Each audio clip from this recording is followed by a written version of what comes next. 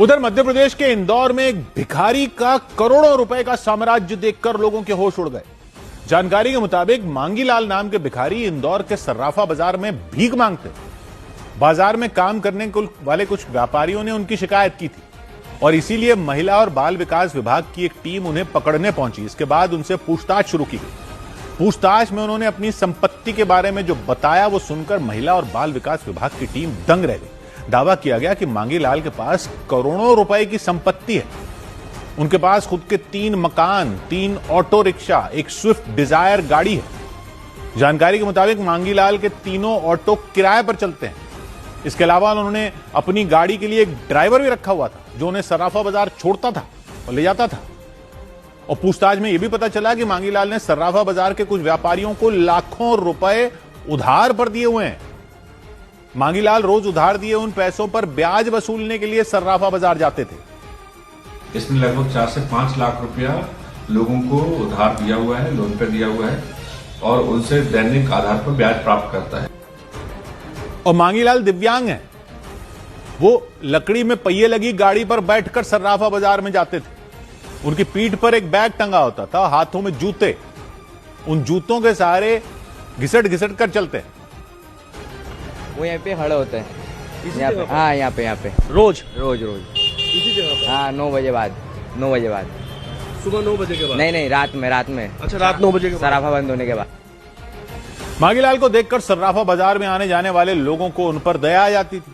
वो बिना कुछ सोचे समझे उन्हें पैसे देकर चले जाते थे। जांच में पता चला कि रोज उन्हें 500 से 1000 रुपए तक भीख में मिल जाते थे। और सर्राफा बाजार के व्यापारियों के मुताबिक मांगीलाल पिछले 10 से 12 साल से उस बाजार में भीख मांग रहे थे।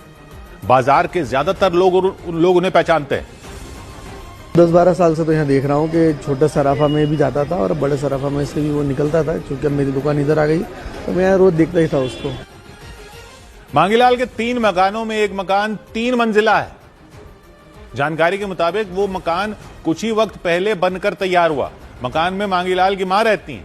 मकान में टीवी, फ्रिज, कूलर, तमाम जरूरत की चीजें रखी दिखाई दी। यानी बाजार में घिसट घिसट कर भीख मांगने वाले मांगीलाल घर में पूरे ठाट बाट से रहते थे। खुद के 3 मकान होने के अलावा मांगीलाल के पास प्रशासन की तरफ से दिया हुआ एक मकान भी था।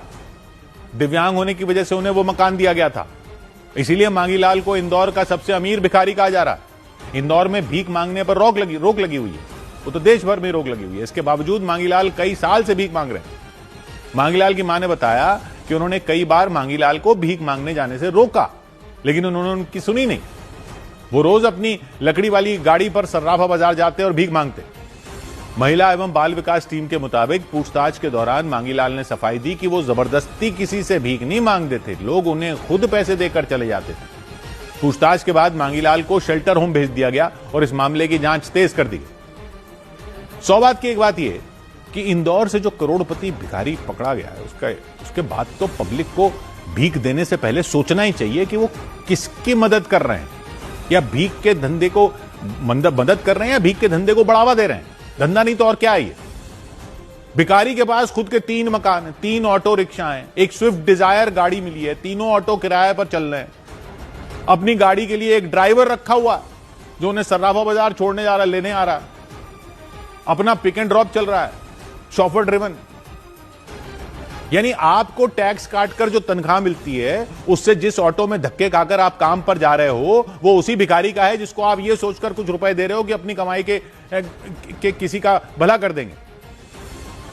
किसी का भला कर देंगे तो भगवान आपका भी भला कर देगा। और जिसको भीख दे रहे हैं लोग वो उनसे ज्यादा मालदार है।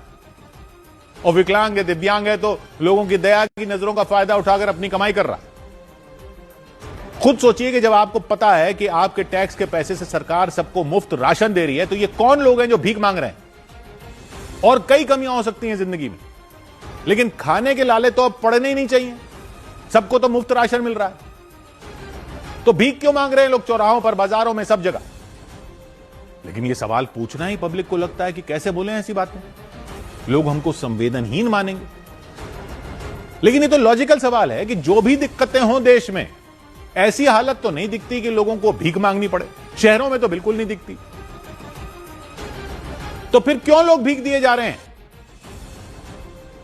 क्यों क्या लोग भीख दिए जा रहे हैं इसलिए ये चले जा रहा है? अधिकारियों को तो एक्शन लेना ही चाहिए, लेकिन सोचना तो भीख देने वालों को भी पड़ेगा ना। मदद करने के बहुत सारे तरीके हैं, वहां जरूर मदद कीजिए, लेकिन वो फिल्मी गाना पुराने जमाने की बात हो गई है कि तुम 1 पैसा दोगे वो 10 लाख देगा। कहीं ऐसी जगह दे दो जहां सही इस्तेमाल होता दिख रहा हो, ऐसों को नहीं जो खुद 10-10 लाख पर बैठे हैं और आपकी दया का पात्र बनने की एक्टिंग करते हुए फिर रहे हैं कि खाएंगे कहां से। 100 बात की एक बात। इधर बीजेपी के कार्यकारी अध्यक्ष नितिन नबीन को निर्विरोध राष्ट्रीय अध्यक्ष चुन लिया गया। नितिन नबीन को बीजेपी का निर्विरोध राष्ट्रीय अध्यक्ष चुन लिया गया। निर्वाचन प्रक्रिया पूरी होने के बाद पार्टी ने उनके नाम की घोषणा की। पार्टी की तरफ से जानकारी दी गई कि उनके पक्ष में 37 नामांकन पत्र दाखिल किए गए, जिनमें प्रधानमंत्री नरेंद्र मोदी का प्रस्ताव भी शामिल था। यूएई के राष्ट्रपति शेख मोहम्मद बिन जायद अल नहयान के दिल्ली पहुंचने पर प्रधानमंत्री नरेंद्र मोदी ने उन्हें प्रोटोकॉल तोड़कर रिसीव किया। इसे लेकर प्रधानमंत्री मोदी ने सोशल मीडिया पर एक पोस्ट भी डाली और इसमें उन्होंने लिखा कि वो अपने भाई को लेने खुद एयरपोर्ट आए हैं। प्रधानमंत्री नरेंद्र मोदी ने पश्चिम एशिया के देश यूएई के राष्ट्रपति शेख मोहम्मद बिन जायद अल नहयान का अपने आवास पर स्वागत किया। प्रधानमंत्री ने उन्हें कश्मीर में बनी पश्मीना शॉल भेंट की। इसके बाद दोनों नेताओं ने एक झूले पर बैठकर कई मुद्दों पर चर्चा की।